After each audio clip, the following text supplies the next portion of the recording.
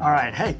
All right. Thanks. I'm Michael Glenn with Employer Branding EXP, and I have Ron Fish joining me today. And Ron's going to be speaking at Employer Branding EXP on May 21st of this year, 2025. And he's going to be talking a lot about how talent acquisition and people in the employer branding profession can craft a go-to-market strategy. And so, Ron, why don't you tell us a little bit about yourself? Yeah, thanks, Michael. The day started off great with a great hair day, so I'm excited to be talking to Michael Glenn and Employer Branding EXP. I head up a global talent acquisition program for a software company called Ivanti, based in Utah here in the U.S. Awesome. Okay. If you're in recruiting or if you're in talent acquisition, everything's very reactive. You just kind of rush out, find people, and sometimes you just don't have a plan or a strategy. And Ron, what are some of the key components to consider when you're going to develop a go-to-market plan? So this won't be an exhaustive list, but let me give a couple of keys that I feel like are important. One is to have an employer value proposition that sort of encompasses your go-to-market approach,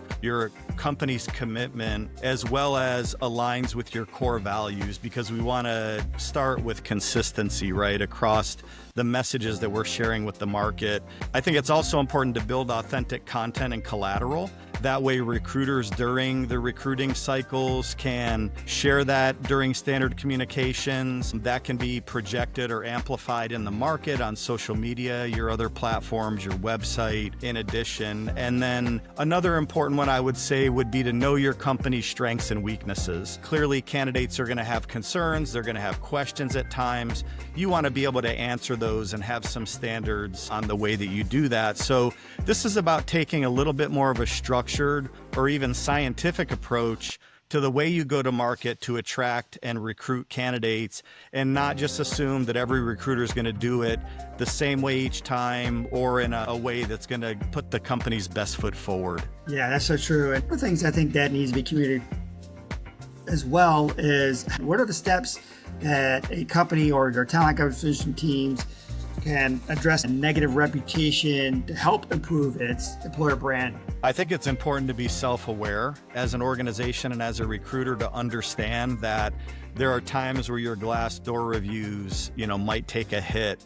A lot of companies took a bit of a beating in 2024 around, reputational aspects. You get those bad reviews, they get looked at a lot more than the positive reviews because everybody goes right to the negative ones, right? So what are the narratives that we share? Are we counterbalancing those things with positive content? Are we building content that directly speaks to those elements? So we're looking at, are there new leaders that have joined the company? Have we changed over leadership so we're promoting a better culture, a better workplace? And then equip your recruiters with those overcoming objections, talking points. Again, don't just assume that they're going to answer it in the most effective way possible. For smaller brands, it's important that you do everything right with each candidate. You don't get as much leeway as those tier one companies like Meta and Google and others do as well. And then I would just say, lastly, have your recruiters directly address those things. Like, don't wait until the end when the candidate gets an offer and now they're going to really seriously research you and find out that,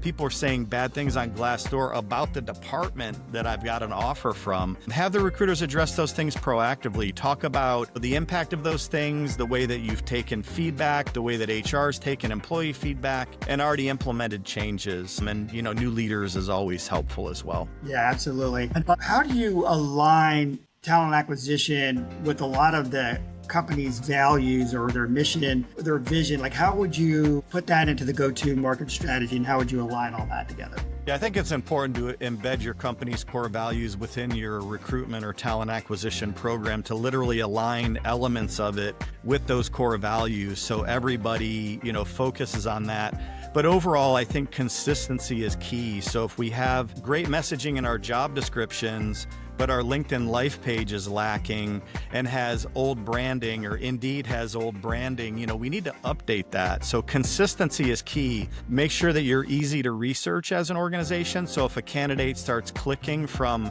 the job they're looking at to your company to a couple of the recruiters or vice versa, make sure that you're easy to research. Recruiters have well-branded pages, that their experience talks about what they actually do, not just saying we're a company of X amount of employees, but it should say, I'm a recruiter focused on hiring salespeople or engineers or whatever the case may be. It just looks very polished and makes you look like you know what you're doing, which is the goal. Yeah, so true.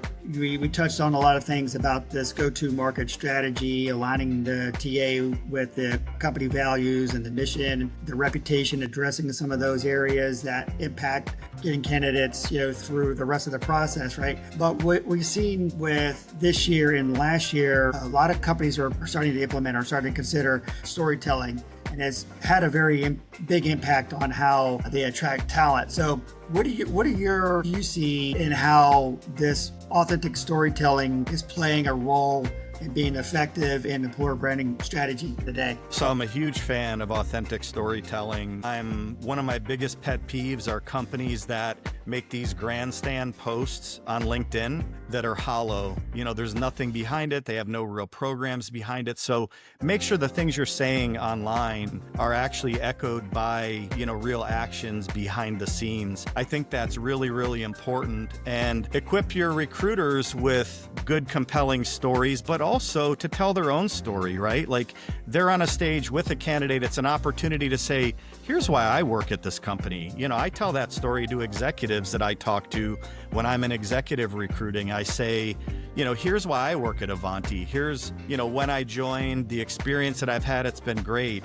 And then coach hiring managers as well to do the same thing. Candidates want to hear your compelling story. They want to hear why you work at the company. If everybody along the way is grumpy, businesslike, and just sort of like processing things like a transaction, it's not going to be very appealing and give a great impression. So authentic storytelling, your own story, other stories about how the company has evolved. My company formed through acquisition. We've had to make a lot of structural changes, are all great elements to be transparent about and to share with candidates, to talk about the, kind of the reality of the company and what's happening day to day and what it's like to work at the company. Yeah, so true.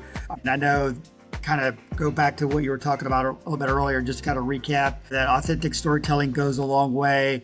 Addressing some of the concerns around reputation up front goes a long way as well. And, having a plan, right? Putting together a plan and communicating that with your talent acquisition team rather than just running out and not having a plan. So all of these are sort of the foundations or the components of what you were talking about in a go-to-market plan that talent acquisition teams need. Also, it's part of the go-to-market plan for employer branding. So excited that you're going to be talking more about this on May 21st. And thank you for joining. Thanks, Michael. I'm excited. Can't wait for the event. Awesome. Thank you.